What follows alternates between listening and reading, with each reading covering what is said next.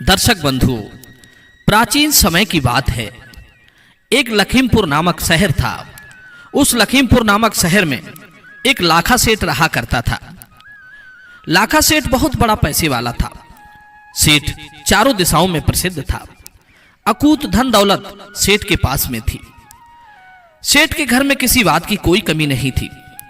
सेठ के पास इतना धन था कि सेठ लोगों को ब्याज पर धन देता था। उसने एक नियम बना रखा था कि कोई भी व्यक्ति उससे कर्जा ले जा सकता है, और सेठ कर्जा भी दो तरह का देता था। एक तो इसी जन्म में लौटाने के लिए, और दूसरा अगले जन्म में लौटाने के लिए। चाहे कोई कितना भी पैसा सेठ से उधार ले जा सकता था। सेठ कभी पैसे देने से इनकार नहीं करता था। और आप तो जानते ही हैं इस दुनिया में कैसे कैसे लोग रहते हैं। अगर किसी को यह पता लग जाए कि यह आदमी अगले जन्म के लिए कर्ज दे रहा है, तो फिर उसके पास पैसे लेने वालों की भीड़ लगी रहेगी। चोर और बेईमान लोग पैसा लेने में कमी नहीं रखेंगे। सेठ के द्वार पर हर रोज पैसे लेने वालों की लाइन लगी रहती थी। लोगों को लगता था कि सेठ के पास बहुत पैसा है, और सेठ बिल्कुल महामूर्ख आदमी है। इसलिए सेठ अपने धन को अगले जन्म की कहकर लुटा रहा है। कोई ईमानदार स्वभाव का होता तो वो इसी जन्म में लौटाने की बात कहकर सेठ से पैसे उधार ले जाता था, और जो बेईमान लोग होते थे वे अगले जन्म की कहकर सेठ से पैसे उधार लेते थे। उनको लगता था सेठ महामूर्ख है। लोग इस जन्म में भी पैसे लौटाने की नहीं सोचते हैं। अगले जन्म में भला कौन इसे देने आएगा। ये तो पागल है जो अगले जन्म की आस लगाए बैठा है। अब तो मित्रों, अगर किसी को किसी चीज की आवश्यकता पड़ती थी तो वो फौरन सेठ के दरवाजे पर पहुंच जाता था। और सेठ भी बड़ा उदार हृदय का था। उसने दो चार मुनीम अपने पास इसी कार्य के लिए बैठा रखे थे कि जो कोई भी पैसे लेने आए उसे पैसे दिए जाएं। कोई भी उसके दरवाजे से निराश नहीं जाना चाहिए। मुनीम कर्ज लेने वाले की मांग के अनुसार उसे पैसे दे देते थे। कर्ज लेने वाले से सेठ एक ही बात पूछता था कि ये पैसा इसी जन्म में चुकाओगे या अगले जन्म में। ज्यादातर लोग तो अगले जन्म की कहकर पैसे ले जाते थे। सेठ के मुनीम पैसे लेने वाले का नाम पता सब अपने रजिस्टर में चढ़ा लेते थे। अब ऐसे मौके का फायदा भला कौन नहीं उठाएगा। लोग अपना नाम पता खुशी खुशी सेठ के रजिस्टर में लिखवा जाते थे और उससे मुंह मांगा पैसा ले जाते थे। सेठ को इस बात से कोई फर्क नहीं पड़ता था कि कोई उन्हें पैसे लौटाने आएगा कि नहीं आएगा। इसी तरह सेठ का काम निरंतर चलता रहा। अब देखिए बंधुओं, किसी गांव में दो व्यक्ति रहते थे। दोनों व्यक्ति कोई काम धाम तो करते नहीं थे। उनका काम था जुआ और सट्टा खेलना, चोरी और बेईमानी करना। वे दोनों इतने हराम खाऊ थे, कभी कहीं काम करने नहीं जाते थे। 20 सालों से उन्होंने कभी कोई काम नहीं किया था। वे हमेशा चोरी डकैती करने में लगे रहते थे। एक दिन उन्होंने कुछ लोगों के मुंह से सुना। लोगों ने कहा, अरे भाई, तुम कहां इन गरीब लोगों का धन लूटते रहते हो। तुम लाखा सेठ के पास क्यों नहीं चले जाते। वो तो लोगों को मुंह मांगा पैसा उधार देता है। अगर तुम्हें पैसा लौटाना है तो इसी जन्म की कहकर ले आना, अगर नहीं लौटाना है तो अगले जन्म की कहकर पैसे ले आना। सेठ दोनों तरह से पैसे उधार देता है। दर्शक बंधु, लाखा सेठ के बारे में सुनकर वे दोनों चोर बड़े खुश होते हैं। उन्होंने विचार किया कि इससे अच्छी बात क्या होगी। सेठ जब अगले जन्म के लिए ब्याज पर पैसे उधार देता है तो क्यों ना हम दोनों को चलकर उसी सेठ से खूब सारे पैसे उधार ले लेना चाहिए। चलो चलते हैं, कम से कम 5-5 लाख रुपए उससे उधार लेकर आएंगे, ताकि हमारे 10-5 साल बड़े आराम से निकल जाए। मित्रों, इस प्रकार दोनों दोस्तों ने विचार किया, और विचार करने के बाद वे दोनों सेठ के घर को चल पड़े। घर वाले उनकी कोई चिंता फिक्र नहीं करते थे, क्योंकि वे दोनों शुरू से ही आवारा किस्म के थे। प्रिय मित्रों, पहले पैदल का जमाना था। चलते चलते दोनों लखीमपुर आ जाते हैं और लखीमपुर आकर के सेठ के पास पहुंच जाते हैं। उसके बाद सेठ से कहने लगे, अरे सेठ जी, हमने तुम्हारा बड़ा नाम सुना था और हम पर बड़ी गरीबी चल रही है, बच्चे भूखे मर रहे हैं, हमें पैसों की बहुत बड़ी आवश्यकता है, क्या हमें पैसे उधार मिल सकते हैं? सेठ कहने लगा, हाँ हाँ क्यों नहीं, जितने चाहो उतने रुपए ले जा सकते हो, तुम घबराओ मत, बताओ कितने रुपए चाहिए। अब सेठ की बात सुनकर के वे दोनों चोर कहने लगे कि देखो सेठ जी, हमें इस जन्म के लिए तो पैसे नहीं चाहिए, हम तो अगले जन्म में आपके पैसे लौटा पाएंगे। सेठ जी कहने लगे, हाँ हाँ कोई बात नहीं है, आप अगले जन्म के लिए ले जाओ, हम कब मना कर रहे हैं, आप बताइए तो सही कितने पैसे चाहिए आपको, हम तो अगले जन्म के लिए भी पैसे देते हैं।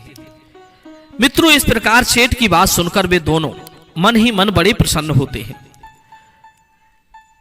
और आपस में विचार करने के बाद कहने लगे, सेठ जी ज्यादा नहीं, बस 5-5 लाख रुपए हम दोनों को दे दीजिए ताकि हमारे बच्चों का पालन पोषण हो सके। दोनों चोरों की बात सुनकर सेठ जी अपने मुनीम से कहने लगे कि मुनीम जी, इन दोनों को 5-5 लाख रुपए दे दीजिए। मित्रों, मुनीम ने फौरन सेठ की आज्ञा का पालन किया और दोनों को 5-5 लाख रुपए पकड़ा दिए। 5-5 लाख रुपए लेकर वे उन पैसों को अपनी जेब में रखकर दोनों चल देते हैं। सेठ ने दोनों का नाम पता पूछकर अपने बही खाते में उनका नाम लिख लिया कि फलाने फलाने व्यक्ति ने अगले जन्म में चुकाने के लिए 5-5 लाख रुपए कर्जा लिया है। पैसे लेकर दोनों बड़े खुश होते हैं और विचार करते हैं कि भैया अगला जन्म किसने देखा है, सेठ तो बड़ा मूर्ख था जो हमें पैसे दे दिए, अब इन पैसों से अगले जन्म की तो हमें नहीं पता, पर यह जन्म हमारा बड़े आनंद से कट जाएगा, हमें जीवन भर अब चोरी करने की और जुआ खेलने की जरूरत नहीं पड़ेगी।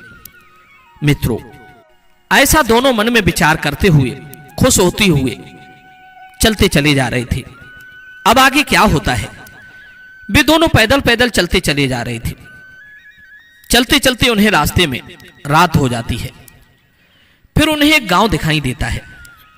वे सोचने लगे कि चलो इसी गांव में आज की रात गुजारेंगे।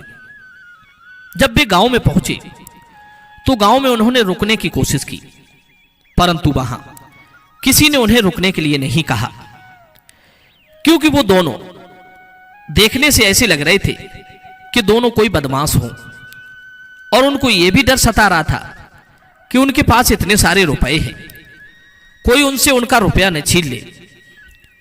फिर काफी सोच विचार के बाद उन्होंने वहां रुकने का फैसला किया। मित्रों, गांव से बाहर एक तेली का घर पड़ता था। वे उस तेली के घर के दरवाजे पर जाकर उससे कहने लगे कि भैया, हम तुम्हारे यहां रुकना चाहते हैं, आज की रात कट जाएगी तो सुबह हम यहां से चले जाएंगे।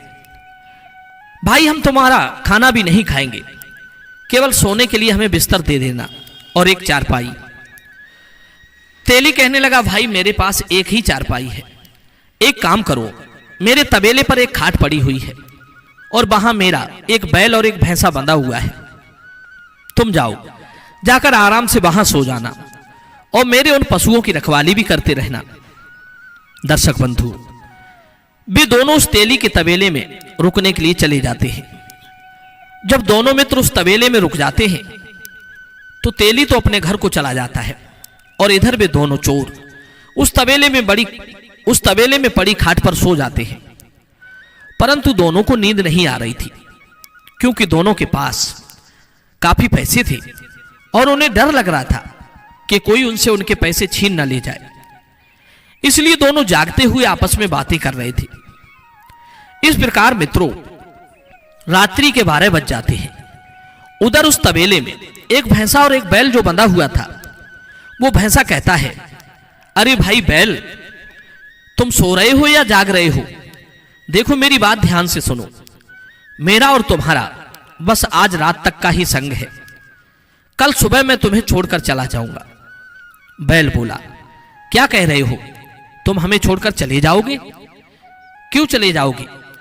तब वो भैंसा कहता है, देखो भैया, मैंने पहले इस तेली से कर्जा लिया था और उस कर्जे को मैं चुका नहीं पाया, तो देखिए मुझे तेली के यहां भैंसा बनना पड़ा और इसने आज मेरी कोड़े मार मार कर यह हालत बना दी है।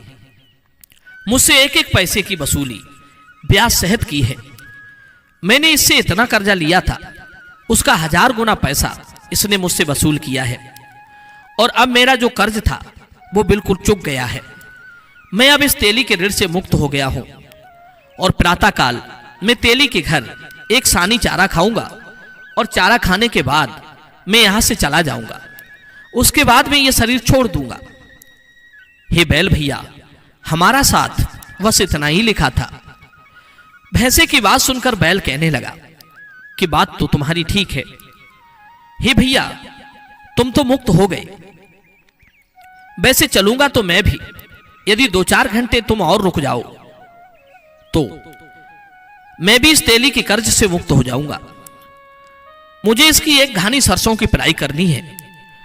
मुझे इसका कोलू 4 घंटे और चलाना है। उसके बाद एक कसाई आएगा और उस कसाई पर मेरे पूर्व जन्म के रुपए चाहिए थे। मेरे पैसे देकर वो मुझे खरीदेगा और ये तेली उन पैसों को ले लेगा और पैसे जैसे ही तेली लेगा तो मैं इस तेली के कर्ज से मुक्त हो जाऊंगा, क्योंकि मैंने भी पूर्व जन्म में इस तेली से कर्जा लिया था। मैंने इसका पूरा कर्जा चुका दिया है, क्योंकि कुछ तो इसने मुझसे काम करवा कर इसका जो कोलू चलाया है उससे वसूल किया है और शेष बचे हुए पैसे वो कसाई दे जाएगा और मैं थोड़ी दूर कसाई के साथ चलूंगा और उसके बाद मैं मर जाऊंगा।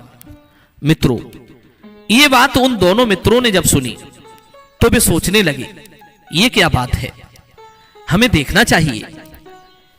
इधर बंधुओं, जब प्रातःकाल होता है, जब दिन निकला तो तेली आता है और तेली ने आने के बाद उन दोनों को खाने को चारा डाल दिया। भैंसे ने चारा खाया और चारा खाने के बाद वो भैंसा वहीं पर गिर जाता है, उसका प्राणांत हो जाता है। मित्रों, जब भैंसा मर जाता है तो तेली बड़ा दुखी होता है कि हाय मेरा भैंसा मर गया। उधर वे दोनों चोर आपस में विचार करते हैं, अरे भाई, बात तो बिल्कुल सही हो गई। जैसा हमने रात सुना था उसी हिसाब से यह घटना घटी है। इसका मतलब इस भैंसे ने तेली से कर्ज लिया था। अब सवाल यह है कि क्या यह बैल भी मरेगा? चलो इसको भी देखते हैं। अब दोनों चोर वहां पर रुककर देखने लगते हैं। इधर तेली ने बैल को कोलू में लगाया और 2-3 घंटे उस बैल से अपना कोलू चलवाया। फिर कुछ देर के बाद एक कसाई आता है। कसाई ने तेली से कहा, अरे भाई, क्या तुम अपने बैल को बेचोगे? तेली ने कहा, हां भाई, मैं इस बैल को बेच दूंगा। कसाई ने पूछा, तो बताओ कितने पैसे लोगे? अब तेली कसाई को बैल की कीमत बताता है। मित्रों, तेली ने जितने पैसे मांगे थे कसाई ने उतने पैसे देकर उस बैल को खरीद लिया और वो बैल को खरीद कर उसे लेकर जाने लगा। उधर वे दोनों मित्र कहने लगे कि देख भाई, बैल ने कहा था कि कसाई आएगा। कसाई आ भी गया और तेली ने बैल भी बेच दिया। अब हम इसके पीछे पीछे चलते हैं और देखते हैं कि रास्ते में ये बैल मरेगा कि नहीं।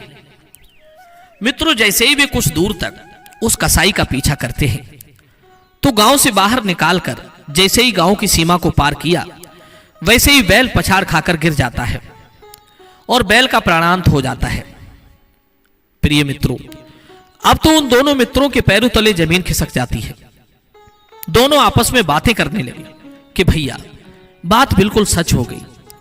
उस भैंसा ने तेली से कर्जा लिया था, इसलिए वो तेली के घर का हिस्सा बना और तेली के पैसे चुकाकर मर गया। उसी तरह बैल ने भी कर्जा लिया था। जब वो पूर्व जन्म में कोई मनुष्य होगा, वो भी तेली का पैसा चुकाकर मर गया। इससे सिद्ध होता है कि अगर कोई किसी का पैसा खाता है तो उसे बैल या भैंसा बनकर चुकाना पड़ता है। इसी तरह हम सेठ से पैसा उधार लेकर आए हैं। लगता है अगले जन्म में हमें भी सेठ के यहां कोई ना कोई पशु बनकर यह पैसा चुकाना पड़ेगा। दर्शक बंधु, दोनों ने आपस में विचार किया कि अब क्या करना चाहिए। एक ने कहा चलो वापस चलते हैं और सेठ के यहां चलकर के उसके पैसे लौटा देते हैं। सेठ जब पूछेगा कि पैसे क्यों लौटाने आए हो, तो उससे कह देंगे कि हमारे पास पैसों की व्यवस्था हो चुकी है, आप अपने पैसों को जमा कर लीजिए। इस प्रकार बंधुओं वे दोनों सेठ के पास चल देते हैं और वापस लखीमपुर लाखा सेठ के पास आ जाते हैं। सेठ के पास पहुंचे तो सेठ ने उन्हें देखकर कहने लगा कि आप लोग वापस क्यों आ गए, क्या बात है? तब दोनों चोर कहते हैं, सेठ जी थोड़ी देर पहले हम आपसे जो पैसे ले गए थे उन पैसों को वापस करने आए हैं। दरअसल हमारे पास और कहीं से पैसों की व्यवस्था हो गई, आप अपने पैसे वापस लेकर उस रजिस्टर से हमारा नाम काट दीजिए। मित्रों, सेठ जी ने अपना वही खाता देखा तो वही खाते में लिखा था कि अगले जन्म के लिए पैसे उधार लिए थे।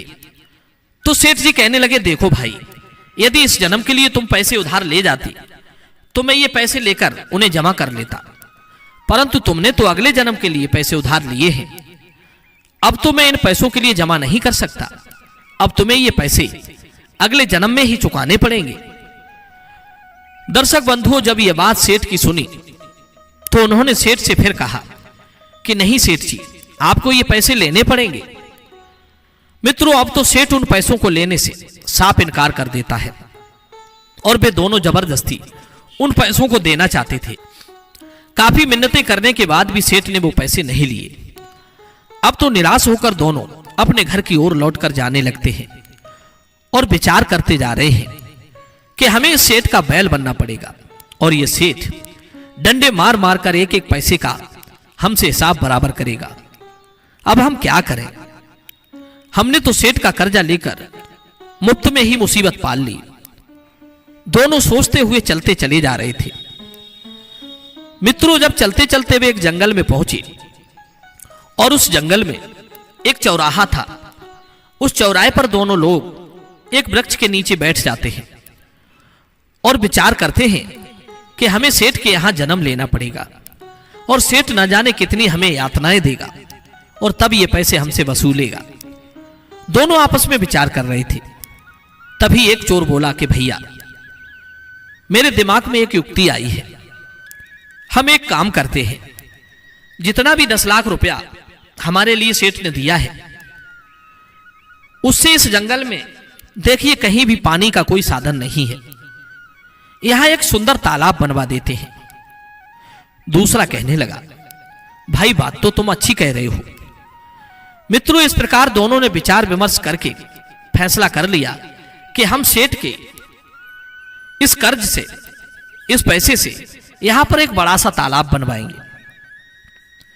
फिर क्या था, उन्होंने पड़ोस के गांवों से मजदूर बुलवा लिए और वहां एक तालाब की खुदाई शुरू करवा दी।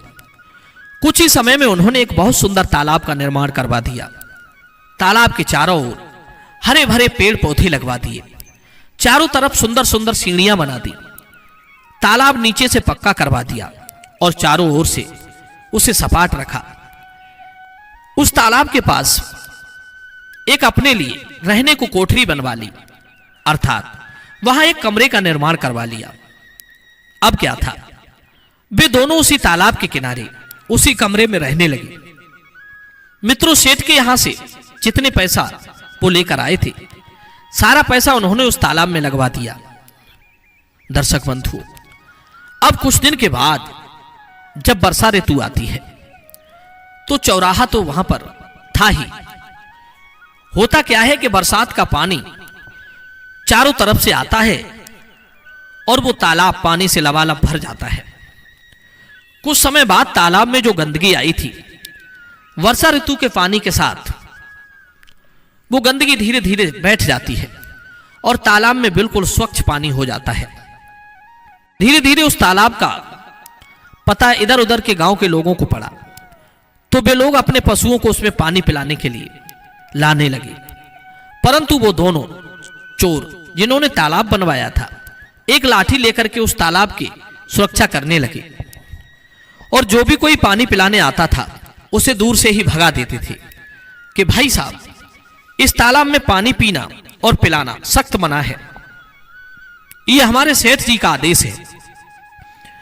मित्रों, उन्होंने तालाब के किनारे एक बड़ा सा बोर्ड लगा रखा था और उस बोर्ड पर तालाब के मालिक के रूप में उसी लाखा सेठ का नाम लिखवा दिया था, क्योंकि वो उसी सेठ के पैसों से ही तो तालाब बनवाया था।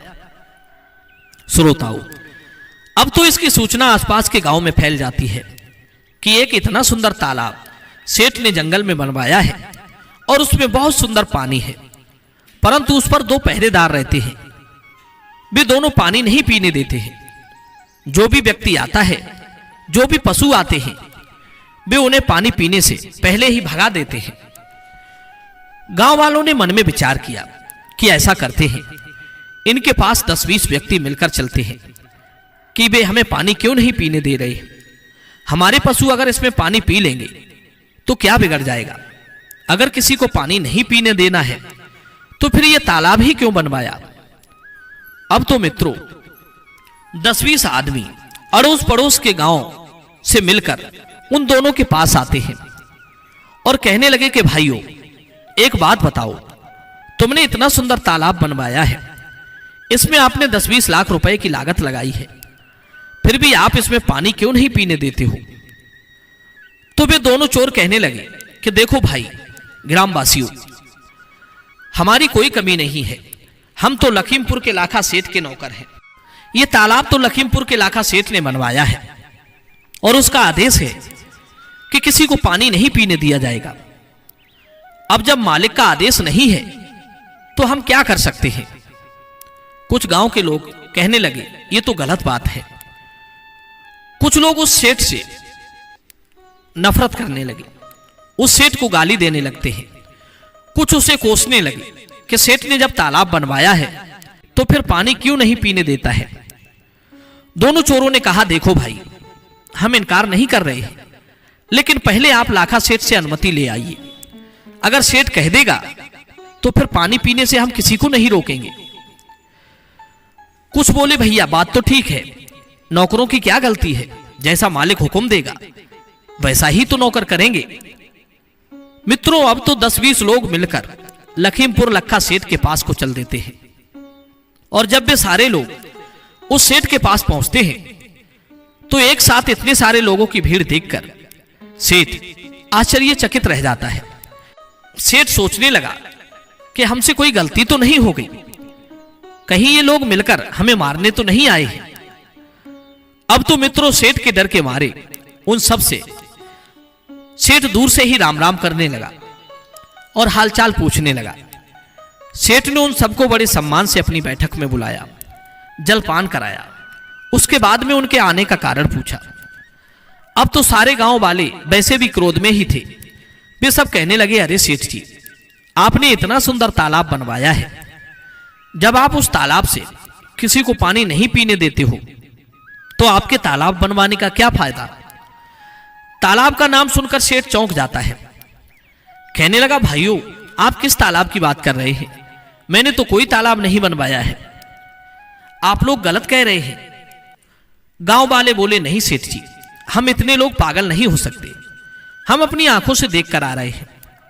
तालाब के किनारे पर बोर्ड लगा है और उस बोर्ड पर मालिक के रूप में आपका ही नाम लिखा है, वहां पर आपके ही नाम का बीजक लगा है और आपने 2 नौकर वहां बैठा रखे हैं, वही दोनों हमें किसी को पानी नहीं पीने देते हैं। सेठ कहने लगा कि भाई मैंने तो ऐसा कोई तालाब नहीं बनवाया है और जो तालाब मैंने बनवाए हैं उन पर तो लोग पहले से ही पानी पीते आए हैं, मेरे किसी तालाब पर पानी पीने की मनाही नहीं है। गांव वाले कहने लगे सेठ जी वो तालाब आपका ही है और आप हम लोगों को पानी से वंचित करके पाप के भागी बन रहे हैं। गांव वालों की बात सुनकर सेठ बड़ा हैरान होता है, कहने लगा चलो मैं स्वयं चलकर देखता हूं। अब तो सेठ जी स्वयं उन ग्रामीणों के साथ चल देते हैं और उस तालाब पर पहुंच जाते हैं। सेठ ने जब उस तालाब को दूर से देखा तो वास्तव में तालाब बड़ा ही सुंदर बना हुआ था। चारों ओर पक्की दीवारें थी, बड़ी बड़ी सीढ़ियां थी, सुंदर सुंदर घाट बने हुए थे, पशुओं के लिए चढ़ने उतरने के लिए भी खूब अच्छी व्यवस्था की थी। सेठ ने देखा कि 2 लोग लाठी लेकर उस तालाब की रखवाली कर रहे हैं।